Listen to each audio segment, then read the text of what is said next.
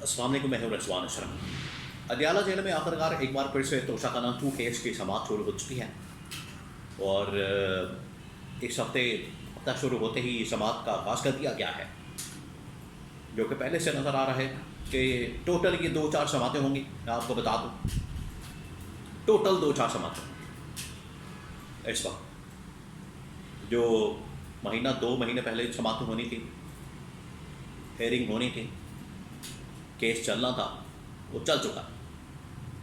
اب ٹوٹل 2-4 سماعتیں ہوں گی، اس کے بعد اس کیس کا فیصلہ سنا دیا جائے گا، اور فیصلہ بھی وہ سب کو پتہ ہے کہ کیا آئے گا۔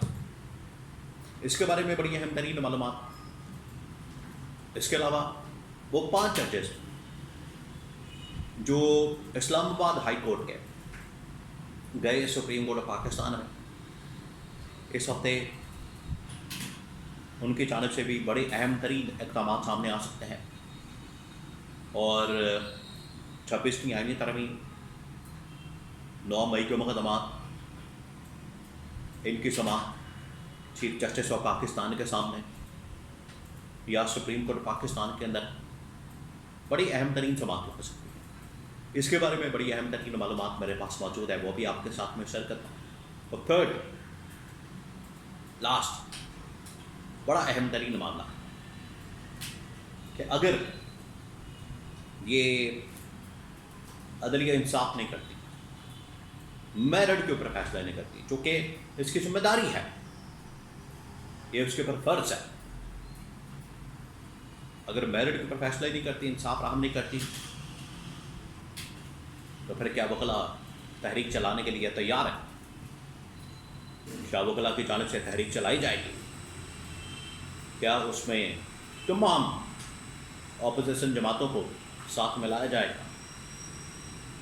اور آلریڈی عمران خان اس بارے میں کہہ چکا ہے کہ بالکل، اگر ہمیں عدلیہ کی آزادی کے لیے، میڈیا کی آزادی کے لیے، جمہوریت کی بحالی کے لیے تحریک چلانی پڑی تو ہم ضرور چلائیں گے۔ اس کے بارے میں بہت اہم ترین معلومات میرے پاس موجود ہے۔ پھر یہ پریشر آئے گا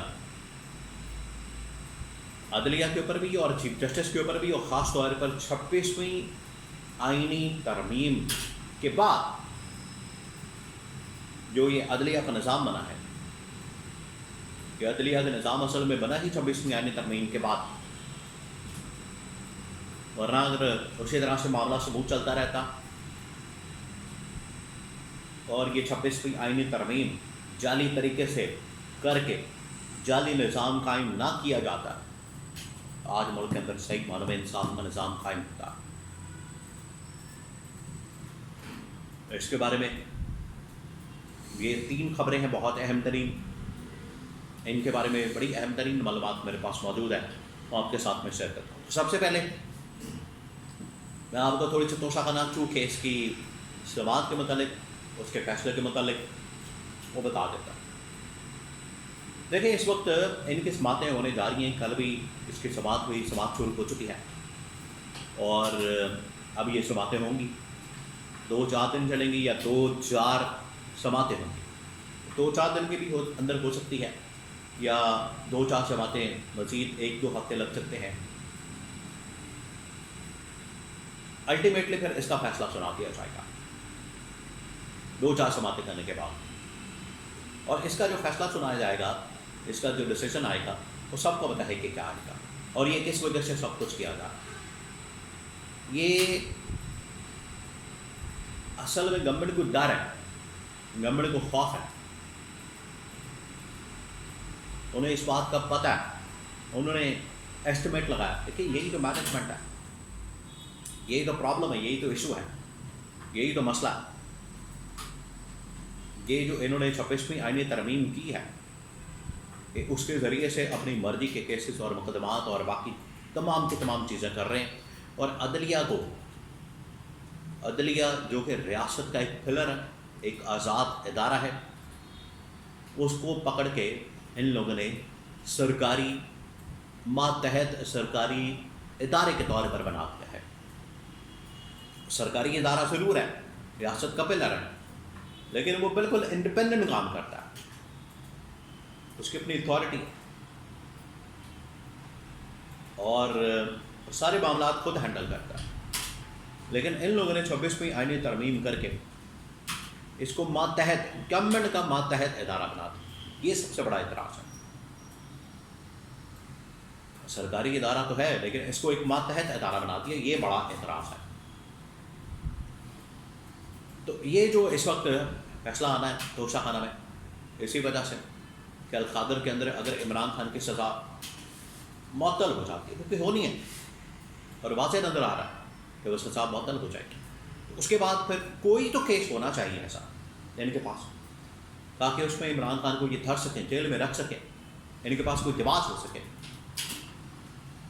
وہ جواز پیدا کرنے کے لیے یہ سارا کچھ کیا ہے. یہ سارا اسی وجہ سے کیا جا رہا ہے. وہ ایک جواز پیدا کر دیا جائے گا عمران خان کے خلاف, یہ توشہ خانہ 2 کیس اس کی سزا سنا دی جائے گی اور عمران خان کو پھر جیل میں رکھا جائے گا. یہ ہے مقصد. اب آگے آ جائیں.